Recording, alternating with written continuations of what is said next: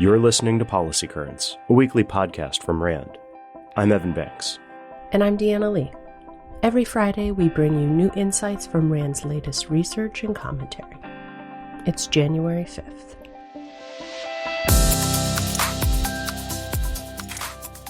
As the destruction in Gaza continues, calls for a ceasefire are understandable. Who wouldn't want the violence and devastation to end? But these demands could make an already terrible situation even worse, says RAND's Raphael Cohen. That's because successful ceasefires require both sides to believe that a stop to the fighting serves their interests.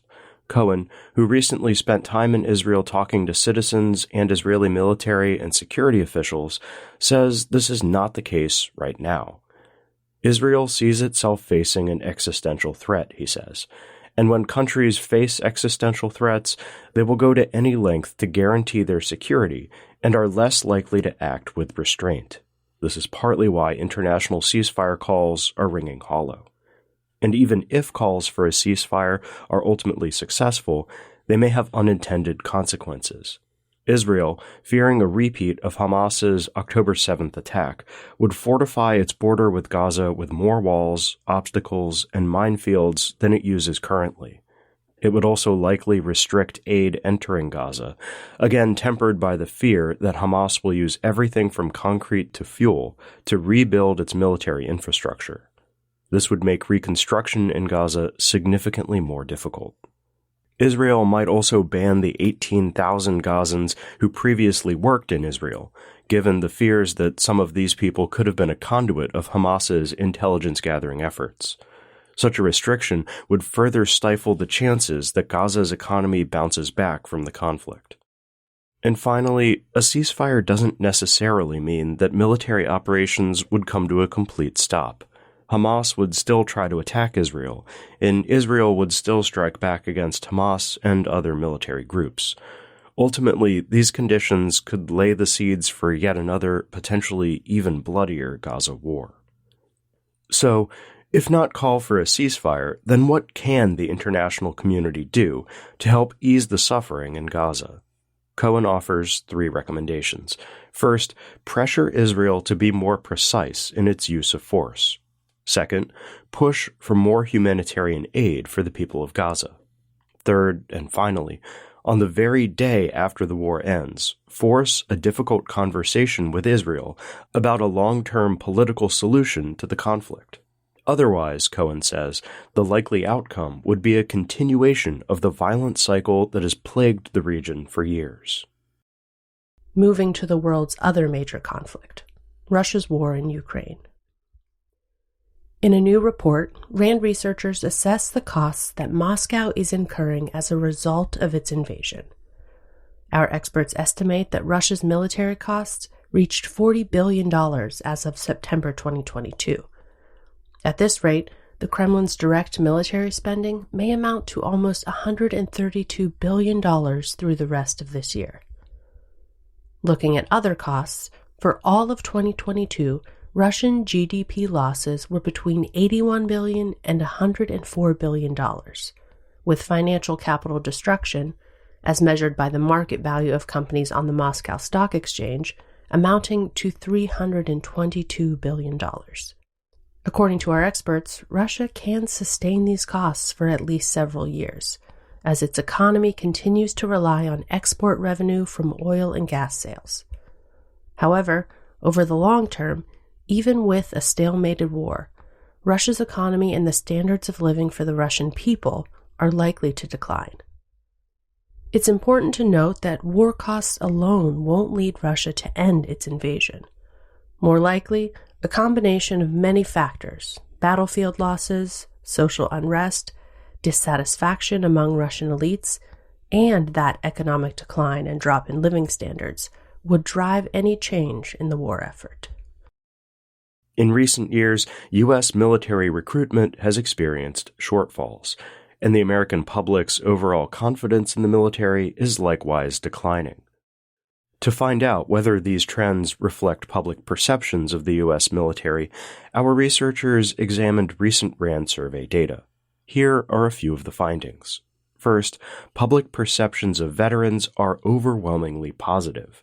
About 30 to 80% of survey respondents endorsed positive stereotypes of veterans, and only 3 to 20% endorsed negative stereotypes. Second, about 54% of Americans would discourage a young person in their lives from enlisting in the military, but 61% would encourage them to join the military as an officer. Third, nearly 1/4 of adults believe that most Americans look up to the members of the military, and only 4% believe that most Americans look down on the military. Why do public perceptions about the U.S. military matter? Well, veterans are seen as a deserving target of public policies, and how the public views veterans today could sustain those levels of worthiness. Public views could also shape advocacy by interest groups and ultimately affect policy choices for years to come. In a new study, researchers from Rand, Stanford, and other institutions estimated how many people around the world are affected by tropical cyclones, including hurricanes and typhoons. They found that the number of people impacted by these intense storms has increased sharply, nearly doubling over the last 2 decades to roughly 800 million people in 2019. Tropical cyclones affected 117 countries and regions over the last 2 decades, with a handful of regions accounting for most of the exposure: Atlantic coastal North and Central America, the Caribbean, the Korean Peninsula and Japan, coastal Eastern Asia, Southeast Asia, and Eastern India and Bay of Bengal. Also during the study period, the age distribution of people exposed to cyclones has shifted away from children under the age of 5 toward people who are age 60 and older. This tracks with population trends in the regions most affected.